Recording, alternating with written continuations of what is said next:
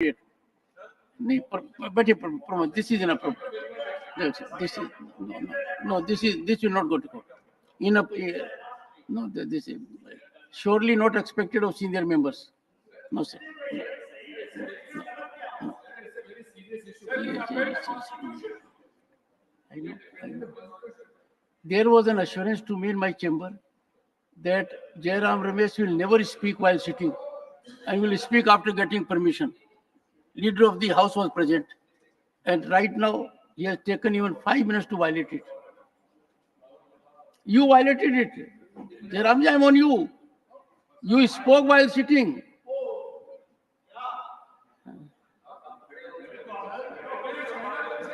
Leader of the House. My colleague on the lighter vein, old habits die, it takes time to die hard.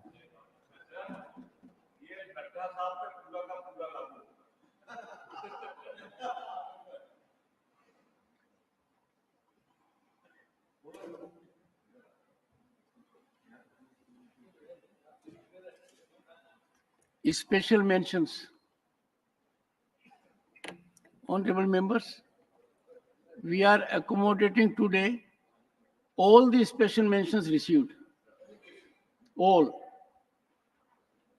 Shri Kartikeya Sharma. Thank you, Chairman, for sir. Indigenized English proficiency test. Thank you, Chairman, sir. Sir, the need for this very important subject, the IELTS, which is International English Language Testing System, and the TOEFL, which is a test of English as a foreign language exams, amongst others, are pivotal for Indian aspirants seeking education and opportunities abroad. These exams serve as a standardized measure of English proficiency required by universities and immigration departments in English-speaking countries. The industry surrounding these exams has grown significantly post-COVID-19, making it a multi-billion-dollar industry with ever-increasing volumes of aspirants registering for these exams. Approximately $3 billion, 25,000 crores, is spent every year on these exams by Indian students. One significant issue is the high cost associated with taking these exams. Every year, lakhs of Indian aspirants appear for these exams. The fees for which is usually upwards of 10,000 rupees per exam. This also indicates that a hefty annual revenue of several $billion is being generated for foreign entities conducting these exams. This cost is exacerbated by additional expenses such as coaching fees, study materials, repeated attempts, and lack of adequate exam centers, entailing to high travel costs as well. Considering the said facts, it would only be appropriate that India comes up with the indigenous English proficiency test catering to the needs of aspirations of Indians. I request the Ministry of Education to take initiative of forming a world-class test-based or internationally accepted standards and make joint efforts with Ministry of External Affairs to create its acceptance throughout the countries with global education hubs. This shall not only afford ease of access for an economically challenged aspirant, but also democratize the mechanism of learning English as a means of gaining higher education for foreign lands. Thank you, sir. Thank you, Kartikeya ji. Mani Shri M. Muhammad Abdullah.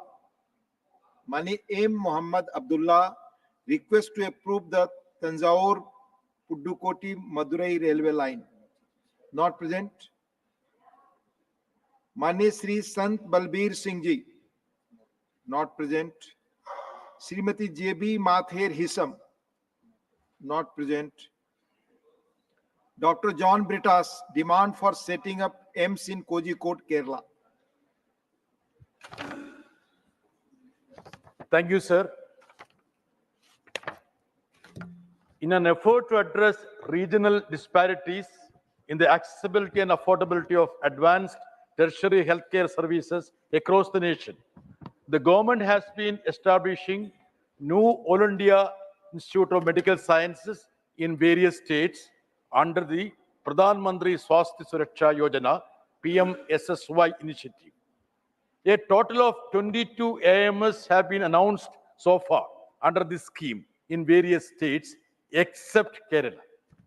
Kerala is perhaps the only major state in the country that does not have an All India Institute of Medical Science. Nadaji, suniye. The demand to set up an All India Institute of Medical Science in Kerala dates back over a decade. Though the state of Kerala has remarkable feats in the healthcare sector, the absence of a union government funded institution of national importance for tertiary healthcare and research remains a significant gap. Recognizing this, Government of Kerala has already identified and proposed Kinalur in Kozhikode district as a suitable location equipped with all necessary facilities to cater the requirements for a All India Institute of Medical Science. However, despite repeated appeals from the state, a definitive decision from the union government is still awaited. In an answer to a written question raised by me in Rajya Sabha on July 25th, 2023, government revealed that the proposal for All India Institute of Medical Science in Kerala hasn't been approved in the current phase of PMSSY. Therefore, I earnestly, fervently urge upon the government to review its stance and expeditiously grant approval for the establishment of All India Institute of Medical Science at Kinalur in Kozhikode district in Kerala. Thank you, Sir, John Bataji. he wants to माननीय respond, Shri sir. KRN Rajesh Sir, he Kumar- wants to respond. माननीय Shri KRN Rajesh Kumar absent. माननीय श्री हरीश बीरन, माननीय Shri Harish Biran Yes, sir. absent. Thank you very much, sir, for giving me this opportunity. Yes. I'm raising the matter regarding the exponential increase in airfares being charged by the airline companies with particular reference to the Gulf region. Rule 134 of the aircraft rules states that there cannot be any monopoly or cartelization with regard to the airfares. The DGCA is the appropriate authority in this regard. The majority of expats in the Gulf area are engaged in blue-collar jobs. They face excessive airfares, particularly on Air India Express. It is also pertinent to note that there are numerous complaints against Air India Express regarding irregular price hikes, inconsistent flight schedules, and abrupt cancellations. On 9th May 2024, 85 Air India Express flights out of 380 were cancelled across the country. And on 12th May, 52 flights were cancelled. More than 400 flights were cancelled and rescheduled within 2 weeks in May alone. Further, the user fee at Thiruvananthapuram Airport has been hiked by 50% by the Airport Economic Regulatory Authority, which significantly impacts air travel and tourism sector in Kerala. In this background, I request the Honorable Minister for Civil Aviation to direct the DGCA to perform its statutory duties and to cap the airfares and to penalize those airline companies who are in breach of the aircraft rules. Thank you, sir. Thank you. माननीय श्री प्रमोद तिवारी जी, demand to approve Unchahar Amethi rail line project. Sir, Unchahar Amethi rail line परियोजना. I'm happy the railway minister is, honorable railway minister is here. Unchahar Amethi rail line परियोजना जिसका शिलान्यास 26 नवंबर 2013 को किया गया था, अभी भी रेलवे के काम की मंजूरी का इंतजार कर रही है। ये उत्तर प्रदेश के 3 महत्वपूर्ण जिलों अमेठी, प्रतापगढ़ और रायबरेली को जोड़ने वाली एक महत्वपूर्ण परियोजना है। इस परियोजना में 7 रेलवे स्टेशनों के निर्माण की कल्पना की गई है। रेल मार्ग की लंबाई 66.17 किलोमीटर है। यह अपने मार्ग पर 81 गांवों को जोड़ेगा। प्रोजेक्ट की डीपीआर भी तैयार हो चुकी है, लेकिन दुख की बात है कि 1 दशक से अधिक समय बीत जाने के बावजूद ये परियोजना अभी शुरू नहीं हुई है, अधर में लटकी है। यह परियोजना रायबरेली, सलवन, प्रतापगढ़, अमेठी के निवासियों के लिए जीवन रेखा है। उक्त क्षेत्र के निवासी रिश्तों के माध्यम से एक दूसरे से गहराई से जुड़े हुए हैं। इसके अलावा ऊंचाहार और अमेठी के बीच संचार का और कोई सीधा साधन नहीं है। अठेया, सलवन और अमेठी के बीच कोई टैक्सी सेवा भी नहीं है। अतः यह परियोजना क्षेत्रवासियों को अत्यधिक लाभ पहुंचाएगा। इसलिए मैं रेल मंत्री से इस परियोजना को जल्द से जल्द काम शुरू करने की मंजूरी देने का आग्रह करता हूं कि आम धन्यवाद जनता के माननीय हित में। Pramod Tiwari ji. Honourable Shri P Wilson, honourable P Wilson not present. Doctor V Sivadasan, doctor V Sivadasan, Thank you, sir. concern over rail infrastructure and services in Kendu. Respected Chair, concern over rail infrastructure and services in Kannur. Rail infrastructure and services in Kannur require immediate attention from the government.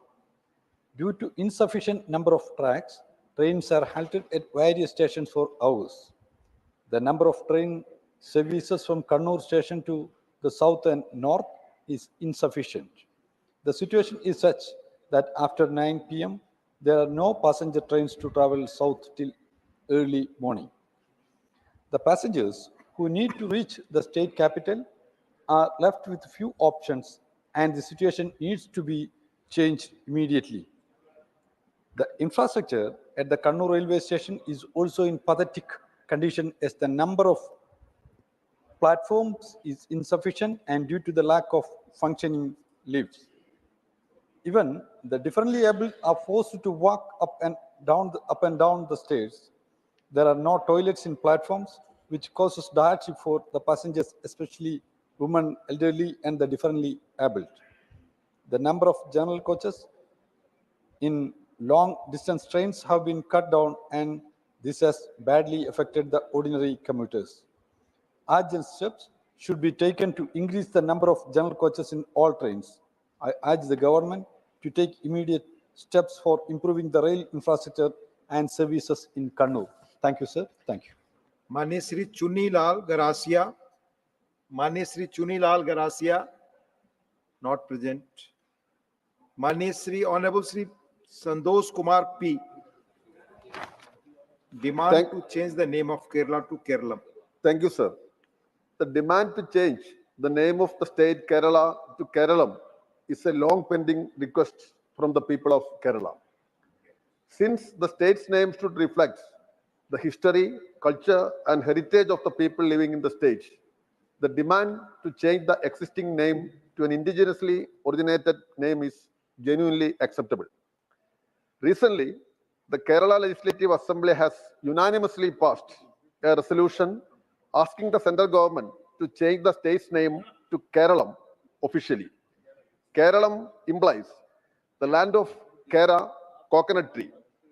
It was the Aika Kerala movement in the 1920s which called for a separate state based on linguistic grounds for those who speak Malayalam. In 1956, a state for Malayalam speakers was eventually formed, but the first schedule to the constitution used the name Kerala instead of Kerala. Last year also, the state government had submitted the same demand to the central government. However, the Union Home Ministry reviewed the Kerala government's resolution and recommended some technical modifications. Since independence, many states, cities, and districts have changed their names in tune with the rising demands of the people. Uttaranchal became Uttarakhand in 2007. Odisha was renamed Odisha in 2011. Mumbai was renamed Mumbai, and Madras became Chennai. Hence, the central government can take steps to change the name of Kerala to Keralam as well. I strongly demand the union government should take proactive steps to alter the name of Kerala to name of the state to Keralam in the as the earliest. Thank you. माननीय श्री मुजीबुल्लाह खान जी.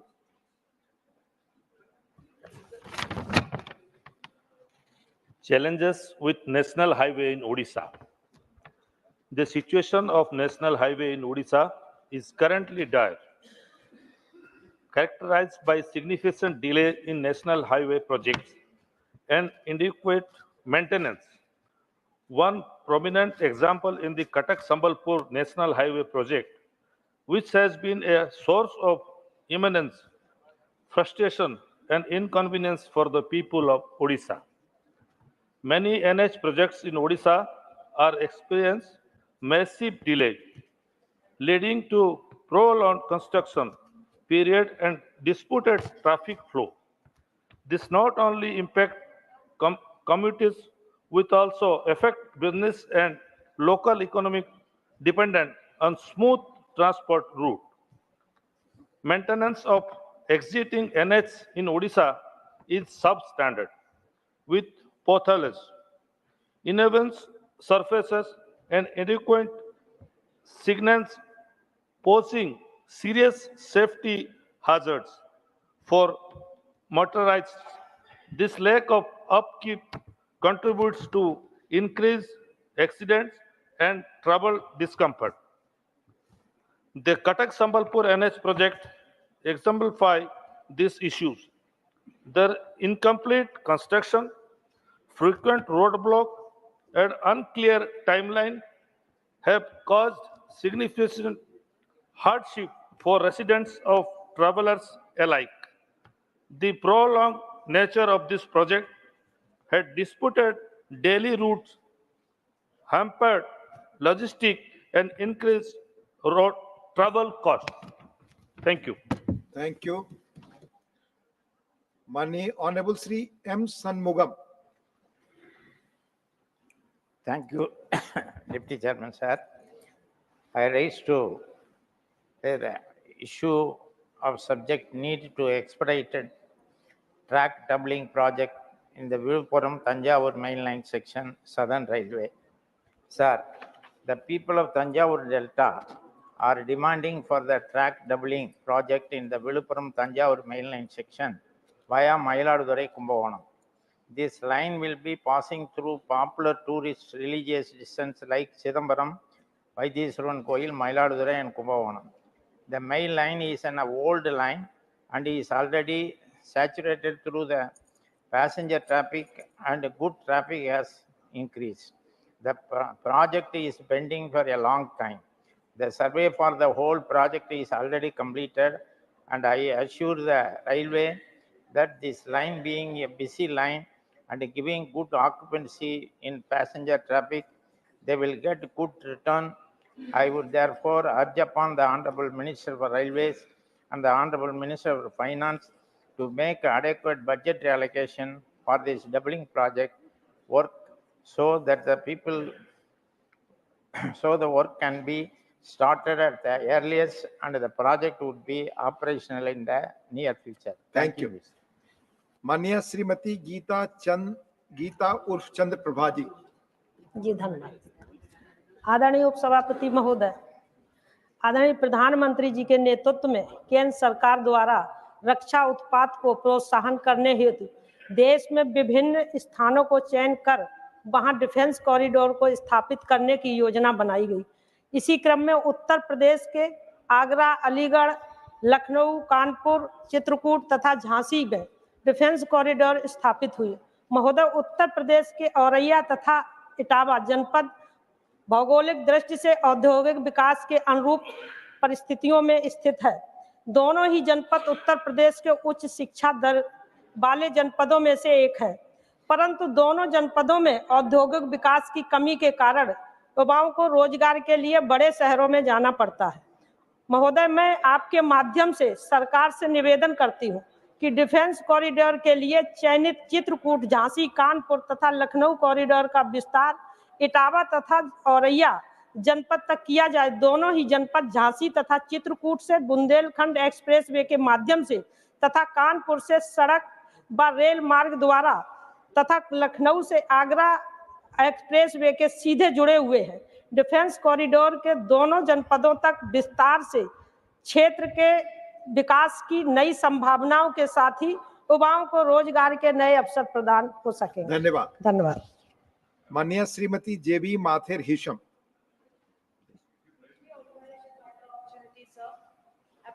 Special mention is on the subject demand of measures for the welfare of duck farmers.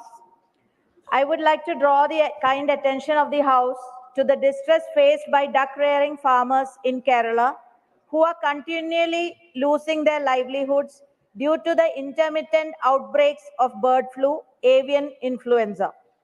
The bird flu scare has resurfaced in Kerala, particularly in the Alappuzha district. Thousands of birds, predominantly ducks, have either died or been culled in recent years. Besides ducks, the infection can also affect hens, quail, geese, and other ornamental birds. The virus outbreaks have become an annual issue. Early confirmation of these outbreaks is crucial to limit culling to smaller areas and prevent massive economic losses for farmers. Farmers need proper scientific advice to manage such situations effectively. Regular monitoring of wild aquatic birds and bird-poultry wetland interface is essential to understanding the prevalence of avian influenza viruses. A year-round surveillance mechanism for migratory birds is also vital to understanding their role in spreading the virus. Simply banning duck rearing for a period is not a sufficient measure to contain bird flu. Local communities are bearing the brunt of these outbreaks, facing substantial economic losses that undermine their livelihoods. I urge the government to take immediate action to establish a National Institute of High Security Animal Diseases (NISAD) in Alapura, similar to the one in Bhopal, to enable early detection and confirmation of the virus. Additionally, a special financial aid package should also be granted to support farmers who have incurred significant loss. Thank you very much. Thank you. Honorable Sri KRN Rajesh Kumar. Honorable Deputy Chairman, sir. Today, my special mention, demand for banking license for the District Central Cooperative Bank in Namakkal District in Tamil Nadu. Sir, I rising to bring to your attendance the urgent need for a banking license for the District Central Cooperative Bank in Namakkal District, Tamil Nadu, sir. In 1996, Namakkal District fabricated from Salem District. The Namakkal District has emerged as an economic hub with strong presence in dairy and poultry farming. The majority of the district's population is engaged in agriculture activities. Various cooperative societies, including agriculture, credit, dairy, and handloom weaver society, operate within the region. Considering the district economic importance, the sustainable deposits around rupees 1,000 crores contributed by the societies and public of Namakkal district to the Salem District Central Cooperative Bank. The government of Tamil Nadu formed a committee to conduct a possible to study for the establishment of a new District Central Cooperative Bank in Namakkal district. The committee recommended establishing the Namakkal District Central Cooperative Bank. Acting on this recommendation, the bank was duly established and registered under the Tamil Nadu Cooperative Society Act 1983. The bank commenced operation on the 13th March 2024.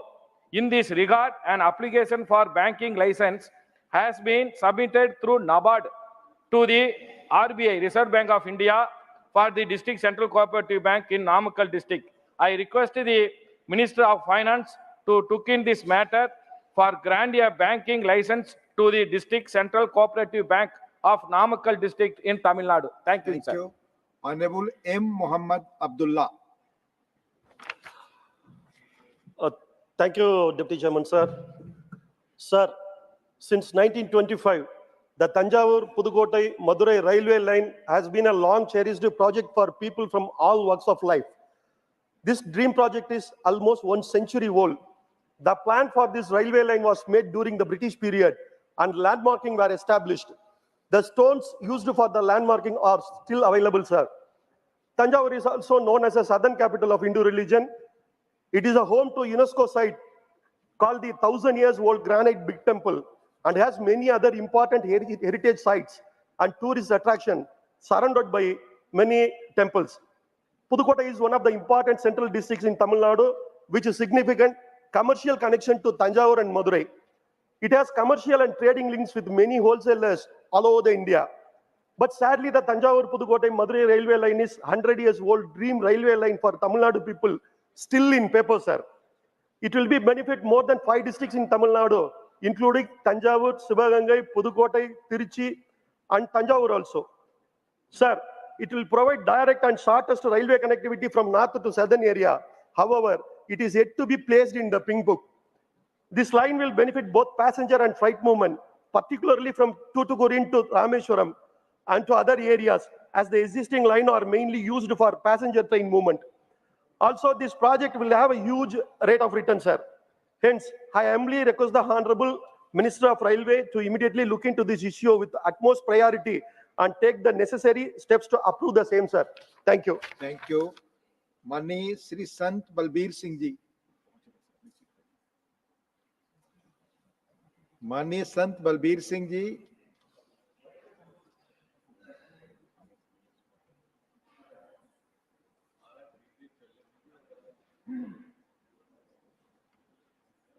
आपका special mention है please. Demand to stop the cultivation of paddy in Punjab. बहुत बहुत धन्यवाद chairman साहब। ਅਸੀਂ ਪੰਜਾਬ ਦੇ ਪਾਣੀਆਂ ਤੇ ਗੱਲ ਕਰਨਾ ਚਾਹੁੰਦੇ ਹਾਂ। ਪੰਜਾਬ ਦੇ ਜਿਸ ਨੇ ਹਰੀ ਕ੍ਰਾਂਤੀ ਦੇ ਦੌਰ ਵਿੱਚ ਦੇਸ਼ ਦੇ ਲੋਕਾਂ ਦਾ ਢਿੱਡ ਭਰਿਆ ਤੇ ਦੇਸ਼ ਦੇ ਅਨਾਜ ਭੰਡਾਰ ਨੂੰ ਨੱਕੋ ਨੱਕ ਭਰ ਦਿੱਤਾ, ਉਹ ਪੰਜਾਬ ਇਸ ਵੇਲੇ ਹਰੀ ਕ੍ਰਾਂਤੀ ਦੇ ਭਾਰੀ ਕੀਮਤ ਅਦਾ ਕਰ ਰਿਹਾ। ਪੰਜਾਬ ਦੇ ਖੇਤਾਂ ਵਿੱਚ ਲੋੜੋਂ ਵੱਧ ਪਾਈਆਂ ਜਾ ਰਹੀਆਂ ਰਸਾਇਣ ਖਾਦਾਂ, ਕੀਟਨਾਸ਼ਕ ਦਵਾਈਆਂ ਨੇ ਖੁਸ਼ਹਾਲ ਸੂਬੇ ਨੂੰ ਕੈਂਸਰ ਦੇ ਖਿੱਤੇ ਵਿੱਚ ਬਦਲ ਕੇ ਰੱਖ ਦਿੱਤਾ। ਪੰਜਾਬ ਦੇ ਕਿਸਾਨ ਕਣਕ ਅਤੇ ਝੋਨੇ ਦੀ ਫਸਲੀ ਚੱਕਰ ਵਿੱਚ ਫਸੇ ਹੋਏ ਹਨ। ਸਰਕਾਰ ਨੇ ਕੇਂਦਰੀ ਅਨਾਜ ਭੰਡਾਰ ਦੀਆਂ ਲੋੜਾਂ ਪੂਰੀਆਂ ਕਰਨ ਲਈ ਘੱਟੋ ਘੱਟ ਸਮਰਥਨ ਮੁੱਲ MSP ਦੀ ਨੀਤੀ ਅਪਣਾ ਕੇ ਤੇ 1973 ਤੋਂ ਝੋਨੇ ਦੀ ਫਸਲ ਪੰਜਾਬ ਦੇ ਕਿਸਾਨਾਂ ਦੇ ਸਿਰ ਮੜ ਦਿੱਤੀ।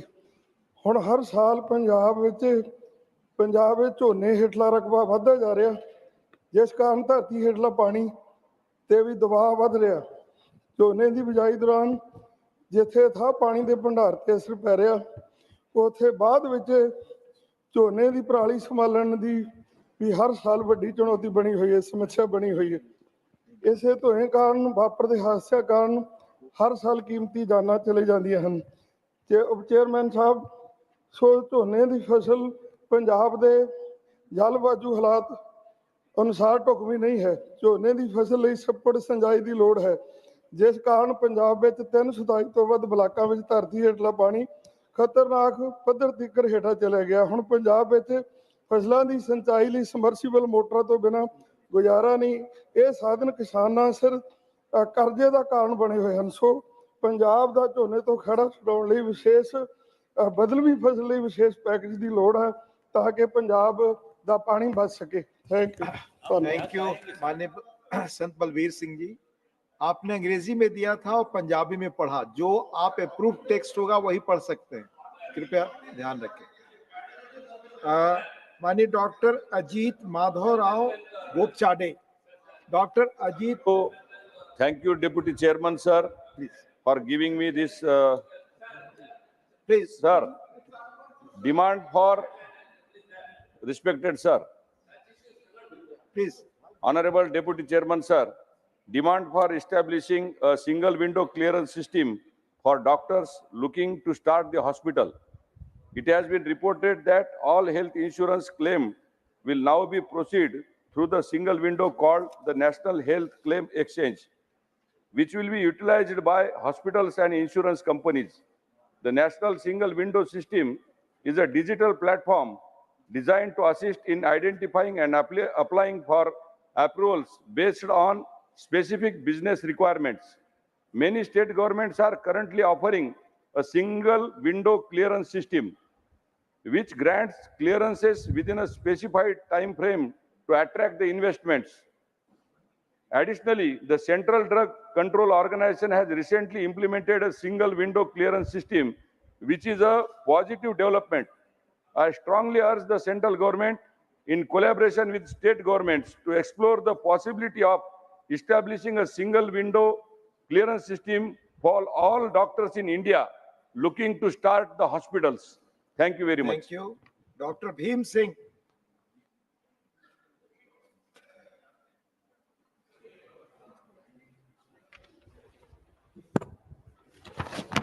महोदय, अपने देश के दैनिक जीवन में रेलवे एक महत्वपूर्ण भूमिका निभाती है। हर दिन लाखों लोग रेलों का सहारा लेकर अपने गंतव्य को पहुंचते हैं। रेलवे ने सभी ट्रेनों में first AC class, AC 2 tyre, AC 3 tyre coach की संख्या बढ़ाई है, पर साधारण श्रेणी के डिब्बों में बढ़ोतरी लगभग नगण्य है। ऐसे में इन कोचों में यात्रा करना बेहद कष्टकारी हो जाता है। विशेषकर बिहार, उत्तर प्रदेश, झारखंड के प्रवासी मजदूरों को इससे बहुत दिक्कतें होती हैं। ये मजदूर खासकर पर्व त्योहारों के अवसर पर डिब्बों में ठूस कर यात्रा करने को बाध्य हो जाते हैं।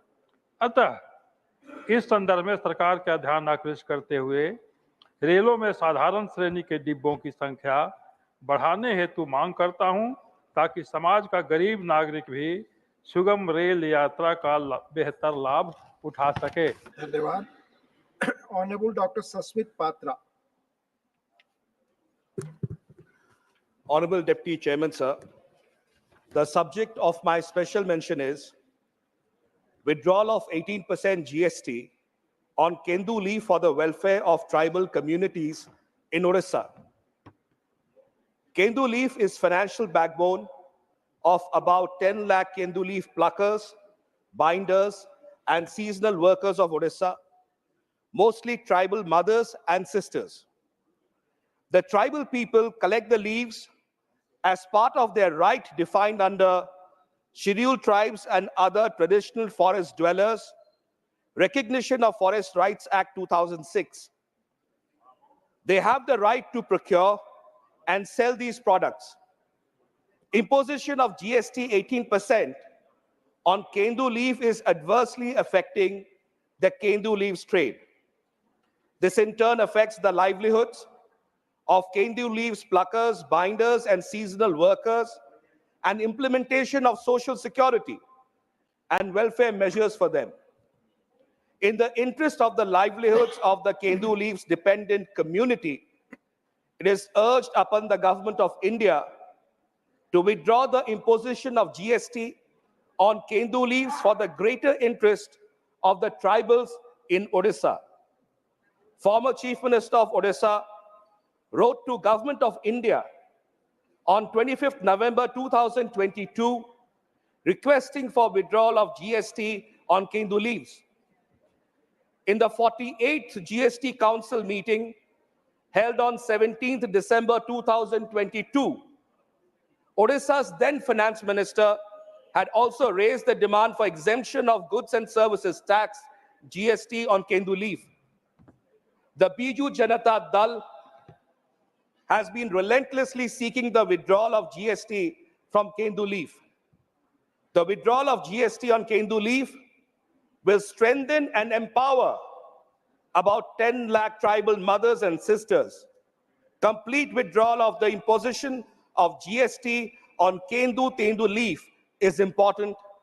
I urge Government of India to take up the matter proactively. Thank you. Honorable Sri A. Rahim. Thank you, sir. Thank you for this opportunity.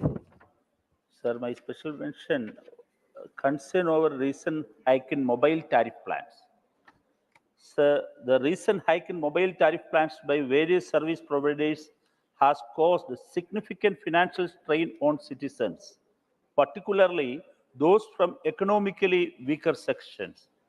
Mobile service providers have recently revised their tariff plans, leading to an increase of 15 to 25% in mobile phone bills. In the current era, mobile communication is not a luxury but a necessity. It is a critical tool for education, employment, healthcare, and overall social connectivity. The steep increase in tariffs has placed an undue burden on households already grappling with the economic pressure of the pandemic and inflation. Many students, workers, and small business owners rely heavily on affordable mobile services for their daily operations. The increased tariffs have disrupted their activities, affecting productivity and access to essential services. It will also increase the digital divide in the country. It is very important to consider the measures to alleviate the financial strain on consumers. I request the government take possible steps to review the tariff hikes and explore the subsidies for low-income users. Also, introduce regulatory measures to ensure that any future tariff changes are gradual and considerate of the public's capacity to absorb such costs. Thank you, sir. Thank you. Mani Sri Naresh Bansalji. धन्यवाद उपसभापति जी। प्रधानमंत्री नरेंद्र मोदी जी ने बढ़ती जनसंख्या को लेकर लाल किले से 2019 में स्वतंत्रता दिवस के मौके पर देश के लोगों से छोटे परिवार की अपील की। जनसंख्या विस्फोट लोकतंत्र और सामाजिक आर्थिक विकास के लिए सबसे बड़ा खतरा है। ज्यादातर समस्याओं की जड़ है नागरिकों को स्वच्छ हवा, स्वच्छ पेयजल, स्वास्थ्य और आश्रय, जीवन यापन, शिक्षा का अधिकार है और जनसंख्या नियंत्रण के बगैर इनको सुनिश्चित नहीं किया जा सकता। अभी 125 करोड़ भारतीयों के आधार कार्ड हैं, जबकि करीब 20% यानी 25 करोड़ लोग बिना आधार कार्ड के हैं। इसके अलावा बड़ी संख्या में बांग्लादेशी, रोहिंग्या घुसपैठिए अवैध रूप से रह रहे हैं।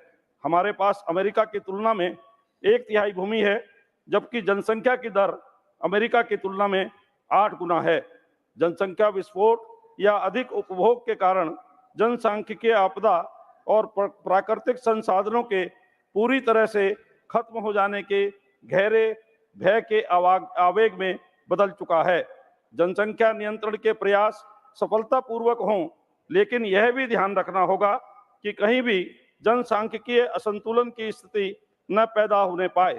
ऐसा न हो कि किसी एक वर्ग की आबादी बढ़ने की गति अधिक हो और दूसरे वर्ग की जनसंख्या स्थिरीकरण के प्रयासों से उनकी आबादी को नियंत्रित कर जनसंख्या असंतुलन पैदा हो। जिन देशों में असंतुलन होता है वहां चिंताएं बढ़ती हैं, धार्मिक डेमोग्राफी पर विपरीत असर पड़ता है, वहां अव्यवस्था, अराजकता जन्म लेने लगती है। मैं सरकार से आग्रह करता हूं कि दुनिया के विकसित देशों के जनसंख्या नियंत्रण कानून और नीतियों का अध्ययन करके भारत में जनसंख्या नियंत्रण के उपाय सुझाएं और कानून बनाएं। धन्यवाद। माननीय Shri Samik Bhattacharya, honourable Shri Samik Bhattacharya, please. My demand to introduce Tejas coaches in Howrah and Shialdah Rajdhani Express. Howrah-New Delhi Express is the oldest Rajdhani Express in the country. It started its journey long back in 1969. Later on, owing to the high demands of the passengers flying between Delhi and Calcutta, and to ease down the existing pressure of booking on Howrah Rajdhani Express, Indian Railways introduced the Shialdah Rajdhani Express in the year 2000. Both these trains are presently plying with modern LHB coaches. While initially both these trains could be distinguished by the LHB coaches as the other trains were having ICF coaches. The difference between the ordinary express trains and these Rajdhanis have dwindled in the recent years owing to modernization efforts undertaken by the Indian Railways by the way of replacing old ICF coaches of ordinary express trains with LHB ons. Indian Railways have to let introduced more modern Tejas coaches into several Rajdhani Express trains, including Mumbai Central to New Delhi, Rajendranagar Terminal to New Delhi, Bhubaneswar to New Delhi, etc. Accordingly, I request the Ministry of Railways, Government of India to consider introduction of modern Tejas coaches in Howrah and Shialdah Rajdhani Express trains. Thank you. माननीय श्री संजीव अरोरा जी, माननीय Shri Sanjeev Arora, not present. माननीय श्री शंभू शरण पटेल जी, माननीय Shri Shambhu Sharan Patel ji, not present. Honourable Shri Sukhendu Sekhar Rai.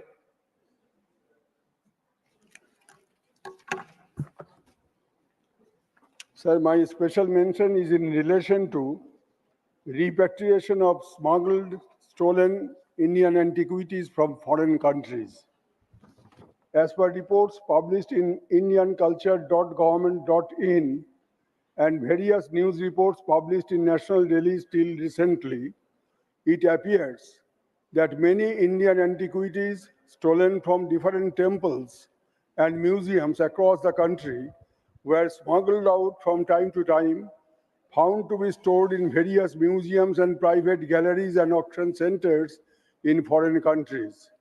However, some of those antiquities started being repatriated to India since past few decades due to bilateral investigations and diplomatic initiatives taken by India and the concerned countries.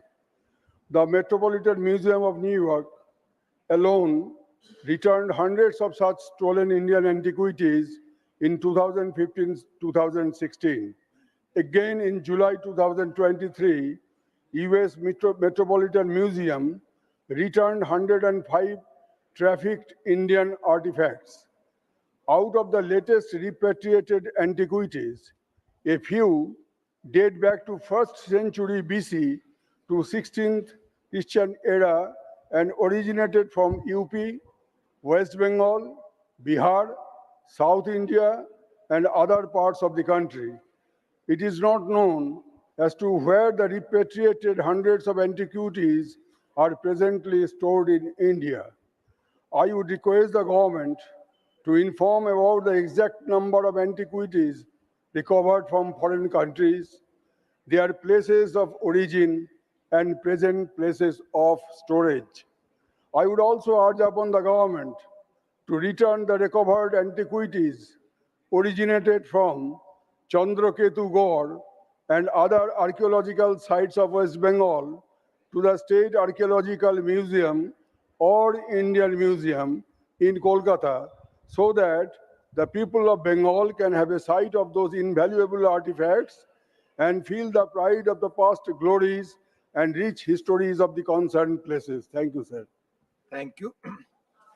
Honorable members, the House stands adjourned to meet at 1 hour after the conclusion of the presentation of the Union Budget 2024-25 in the Lok Sabha tomorrow, that is 23rd of July 2024.